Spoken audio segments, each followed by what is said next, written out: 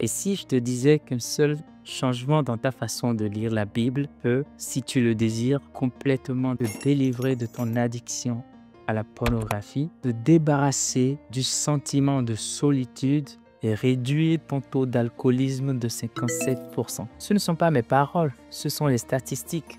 Et pourtant, la majorité des chrétiens passent complètement à côté. Il y a quelques années, j'étais comme eux, frustré. Chaque fois que j'ouvrais la Bible, je ne comprenais rien. Le sommeil me tombait dessus et je finissais par refermer le livre en me disant « Demain peut-être ». Mais aujourd'hui, je lis la Bible chaque jour. En effet, plusieurs fois par jour et avec plaisir. Et surtout, ma vie spirituelle est complètement méconnaissable. C'est pourquoi je commence aujourd'hui une nouvelle série de vidéos appelée Logos. Mon objectif, t'aider toi aussi à passer de la frustration à un vrai plaisir de lire et de délecter la Bible. Et beaucoup plus important, à une vie de transformation spirituelle vraiment profonde. Dans cette première vidéo de la série, je vais te montrer les 3 niveaux d'interaction avec la parole de Dieu et à quoi ressemble la vie d'un chrétien à chaque palier. Tu vas pouvoir découvrir où toi tu te situes aujourd'hui, ce qui t'empêche de passer au niveau suivant et pourquoi la majorité des croyants restent bloqués sans le savoir. Et le dernier niveau, c'est celui qui change tout. C'est celui qui transforme ton cœur, ton esprit et même ton quotidien. Premier niveau, la lecture. C'est là où on t'appelle le disciple du rouleau. C'est par là que j'ai commencé et c'est sûrement par là que toi aussi tu commenceras ou que tu es déjà. À cette époque, je lisais la Bible, mais je ne comprenais rien du tout. Et je me demandais souvent, est-ce que ça sert à quelque chose de lire un livre que tu ne comprends pas? Et c'est là où j'ai découvert cette histoire. Un père va demander à son enfant de prendre un panier sale, de le remplir d'eau et de verser cela ensuite dans un plus grand récipient jusqu'à remplir ce dernier. Très hésitant et sous l'influence du père, le jeune homme va se mettre à la tâche. Après plusieurs allers-retours, fatigué de ne voir aucun progrès, le jeune homme va faire face à son père et va s'adresser à lui en lui disant « Papa, c'est une folie. Je ne pourrai jamais remplir ce récipient. Avant que je n'arrive, la majeure partie de l'eau s'est déjà écoulée au travers du panier. Et donc après tous ces allers-retours, je n'ai même pas pu remplir le tiers du récipient. » Le père esquissa un sourire et d'un ton calme, il va répondre au fils en lui disant « Regarde bien le panier. » Le fils, regardant le panier avec attention, et dit « Mais père, je ne comprends rien. » Et le père va lui répondre « Fils, c'est vrai que l'eau s'échappe du panier et que tu as l'impression de ne pas du tout progresser. Mais regarde le panier sale avec lequel tu avais commencé est devenu complètement propre. » Le fils réalisa comme une révélation que c'était vrai. Le panier sale avec lequel il avait commencé était devenu réellement propre. C'est exactement ce qui nous arrive lorsque nous lisons la Bible. Même sans rien comprendre, la Bible, la parole de Dieu, a un effet rafraîchissant, un effet purificateur sur notre âme et notre esprit. Donc, même si tu ne comprends pas ce que tu lis, n'arrête pas de lire parce que la Bible produit sur toi quelque chose qui est au-delà de ton intellect. Donc, les chrétiens qui sont stables à ce niveau et qui lisent régulièrement la Bible ne cherchent pas forcément à comprendre tous les détails du texte qu'ils sont en train de lire. Ils se laissent vraiment porter par le fil de l'histoire biblique. Ce sont des personnes qui ont en général l'habitude de participer à des challenges ou à des programmes comme lire la Bible en entier en 6 mois, lire le Nouveau Testament en entier en 3 mois. Ce qui leur permet naturellement, après plusieurs lectures, d'avoir une très bonne vision de l'ensemble de l'histoire biblique. Cela leur permet de préparer une fondation pour avoir plus tard des révélations bibliques. Parce qu'une révélation se base en général sur une information que tu as déjà lue. Voilà pourquoi Jésus, pour ouvrir la compréhension sur un sujet, il disait souvent « N'avez-vous pas lu ?» Donc la lecture est le fondement qui te prépare à des révélations, à de la profondeur dans la parole de Dieu. C'est donc un niveau auquel tout chrétien doit arriver et se stabiliser, car cela aussi active un aspect du ministère du Saint-Esprit. Dans Jean 14, verset 26, Jésus va dire à propos du Saint-Esprit « Mais le Consolateur, l'Esprit Saint que le Père enverra en mon nom vous enseignera toutes choses et vous rappellera tout ce que je vous ai dit. Le Saint-Esprit ne peut pas te rappeler une information, une parole que tu n'as pas déjà entendue par le passé de Jésus. Donc, la lecture de la parole de Dieu est ce qui va te permettre à toi d'entendre Jésus dans ces termes et de pouvoir donc t'ouvrir au ministère du Saint-Esprit qui va être le fait qu'il te rappelle ce que Jésus t'a dit par le passé. Parce que lorsque tu lis une parole écrite de Jésus, c'est Jésus qui est en train de te parler au présent. Parce que la Bible dit ce qu'il a dit à un, il a dit aussi à tous. C'est pourquoi aussi Paul, il va donner une instruction à son fils spirituel Timothée en lui disant « Applique-toi à la lecture, à l'exhortation, à l'enseignement. » Mais pour vivre et être stable à ce niveau et être un disciple du rouleau est accessible à tous. C'est vrai qu'en termes d'effort, on va dire qu'il est de 3 sur 5 parce que cela demande quand même de la constance et le courage de revenir à chaque fois au test. Mais attention, 3 choses empêchent généralement la majorité des chrétiens à vraiment devenir stable dans leur lecture de la parole de Dieu. La première, c'est la distraction, les téléphones, les pensées vagabondantes ou diverses occupations. Vous devez savoir qu'à chaque fois que vous prenez comme décision et comme projet de vous mettre à lire sérieusement la Bible, cela déclenche automatiquement le ministère de l'ennemi à votre endroit. Parce qu'il sait que cela est pour vous la fondation ultime et nécessaire pour votre victoire complète dans cette vie. Pas juste en ce qui concerne la domination sur Satan, mais en ce qui concerne la réalisation propre de votre destinée et en ce qui concerne la volonté de Dieu dans votre vie. Donc, cela constitue pour l'ennemi un pan que vous ne devez jamais franchir. Donc, quand tu prends la décision de devenir sérieux dans ta lecture de la Bible, il comprend qu'il y a un danger, que tu l'échappes complètement. Alors, il va commencer par mettre en place des stratégies pour t'empêcher ou pour nous empêcher d'atteindre cet objectif. C'est pour ça qu'il va ramener des distractions, des activités. Tu vas sentir que c'est au moment où tu t'es dit que tu vas commencer par lire beaucoup plus sérieusement la Bible qu'il y a plusieurs autres choses qui commencent par devenir importantes, qui commencent par appeler ton attention. Deuxième point, ça va être l'inconstance, c'est-à-dire avoir cette discipline de pouvoir revenir au test au quotidien. Ça peut prendre du temps, mais il faut rester persévérant, se le mettre en objectif, ajouter dans un emploi du temps, avoir des rappels constants chaque jour pour que cela ne soit pas laissé au gré de tes sentiments. Et finalement, le troisième ennemi va être l'abandon. C'est-à-dire, après que tu aies commencé et que tu aies sûrement raté plusieurs journées, on se décourage. On se dit, oh, j'ai pas pu faire toute la semaine. Du coup, je vais peut-être laisser et reprendre après le mois prochain. Mais non, quel que soit là où tu as abandonné, il n'est jamais trop tard. Reviens toujours au test et continue. Si tu t'es mis pour challenge de lire tout le Nouveau Testament et que tu as lu Matthieu 1, Matthieu 2, mais la vie est arrivée. Après plusieurs mois, tu te reprends, reviens et continue à partir de Matthieu 3. Mais ne te décourage pas et ne te dis pas l'année prochaine, je vais refaire. Non. Niveau 2, l'étude, le guerrier de la sagesse. C'est à ce stade que j'ai commencé par voir la Bible autrement.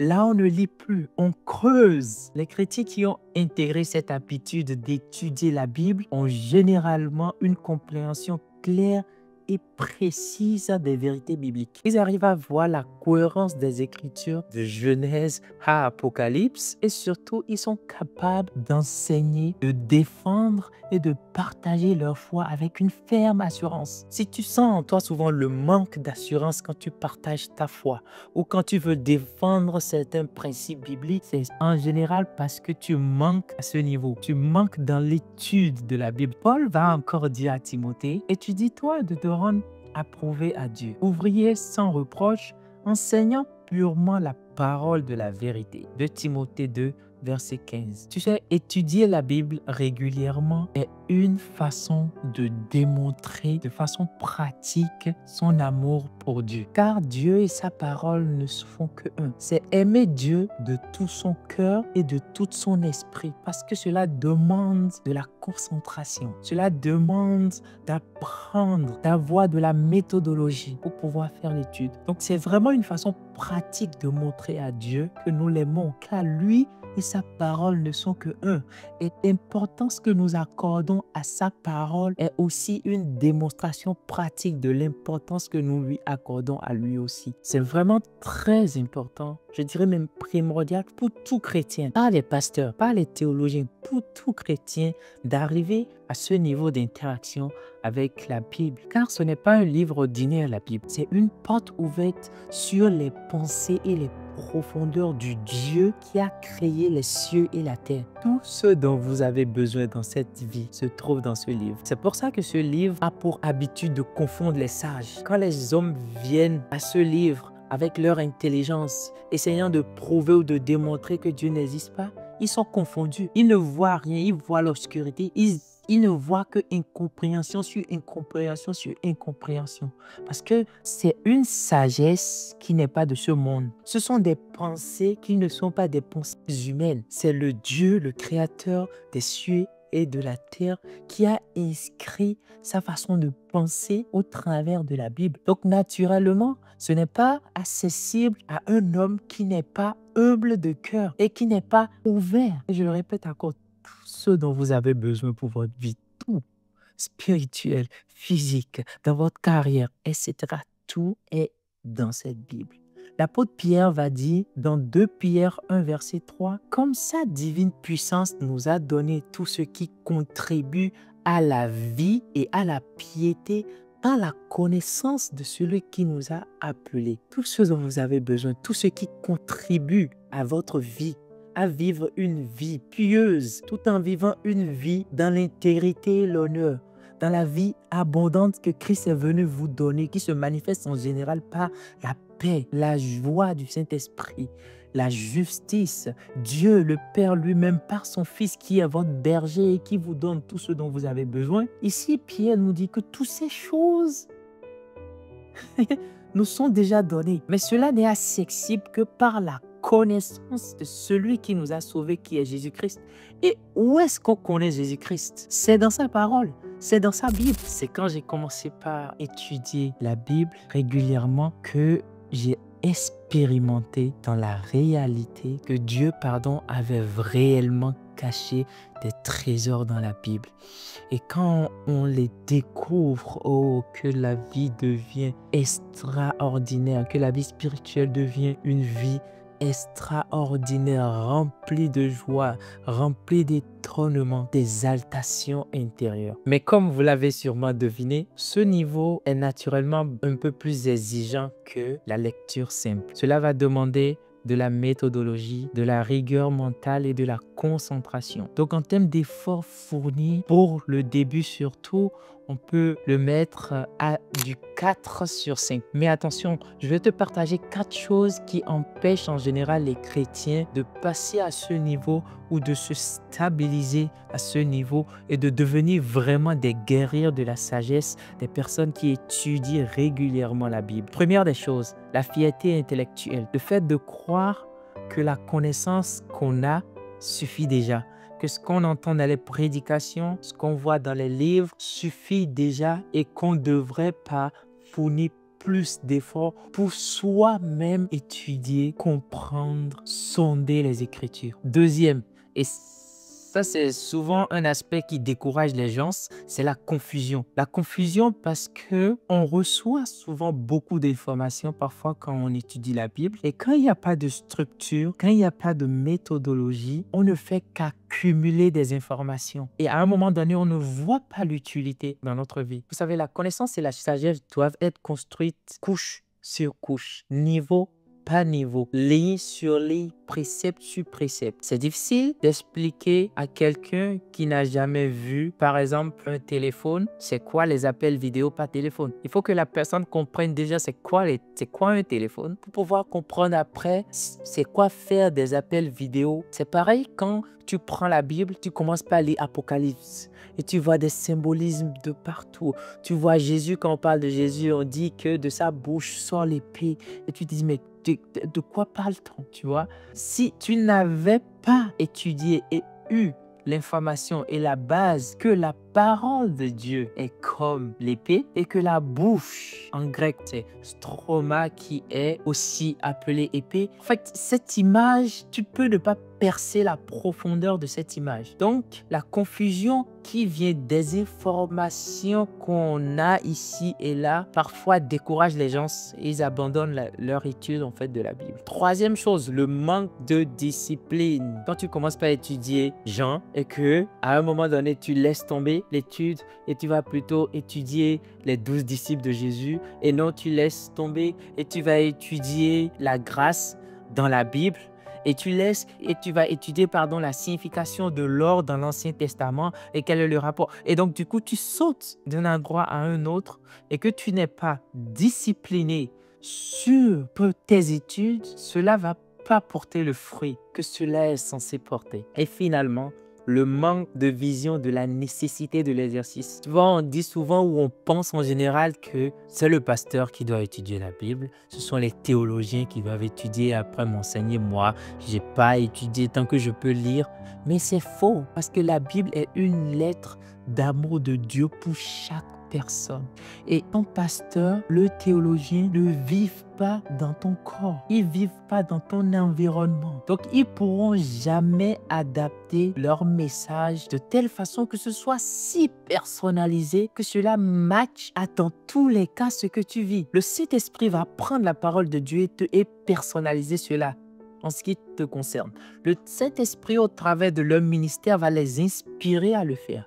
Mais cela ne sera pas tous les jours, tout le temps. Mais quand toi-même, tu vas te plonger dans les Écritures et sonder, tu vas pouvoir découvrir toi dans la Bible et la Bible en toi. Tu sais, ta vie est déjà inscrite complètement dans la Bible. Tu vas juste découvrir en fait que ta vie est inscrite déjà dans la Bible. Ce que tu es, ce que tu seras, ce que tu dois faire personnellement est déjà inscrit. Cette chose est inscrite dans la Bible. Mais Dieu te dit, monte ici. Dieu te dit, viens dans la profondeur. Et dans cette profondeur-là, tu pourras goûter aux délices de la parole de Dieu. David pouvait dire à Dieu, permets-moi d'expérimenter, de voir des choses extraordinaires dans ta loi. De quoi parle-t-il?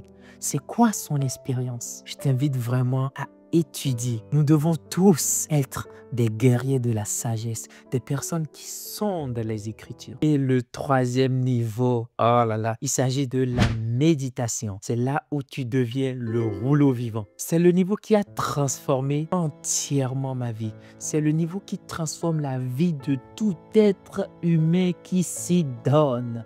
La méditation.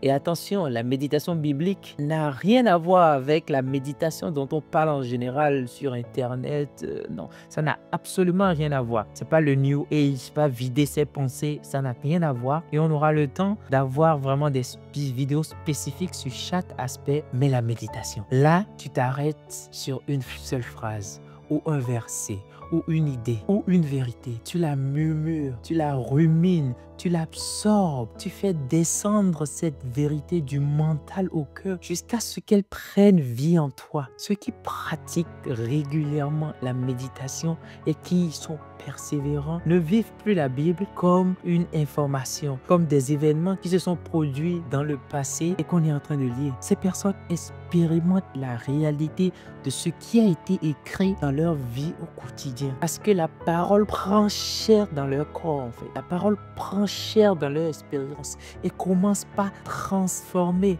leur vision, leur expérience, leur vie sur terre. Jésus est la parole de Dieu faite chair, n'est-ce pas? Ceux qui méditent deviennent les paroles de Jésus faite chair. La Bible dit que nous sommes une lettre vivante de Christ. C'est par la méditation que cela se manifeste. Ce que Christ a dit, ce que Christ a fait devient une réalité que tu manifestes. Chaque parole de Dieu est comme une porte spirituelle. J'utilise un symbolisme. Chaque parole de Dieu est comme une porte spirituelle. La méditation, c'est le processus au travers duquel tu ouvres la porte et tu rentres dans l'expérience et tu commences par expérimenter des réalités qui ne sont plus communes ou communs des mortels. Paul encore va dire à Timothée dans 1 Timothée 4 verset 15, occupe-toi de ces choses, donne-toi tout entier à elles afin que tes progrès soient évidents pour tous. Le mot occupe-toi que Paul utilise ici en grec, c'est meletao, qui veut dire médite, c'est-à-dire médite sur ces choses. Donne-toi entièrement à elles afin que tes progrès soient visibles de tous. La méditation, c'est le processus qui rend visible à l'extérieur les réalités spirituelles de Dieu. C'est aussi le seul processus biblique au travers duquel tu peux avoir du succès dans tout ce que tu entreprends. Est-ce que ça veut dire que Dieu peut même prendre tes échecs et au travers de la méditation, les rerouter à ton avantage? Voilà pourquoi la Bible dit que tout concourt au bien de ceux qui aiment Dieu. Parce que celui qui médite,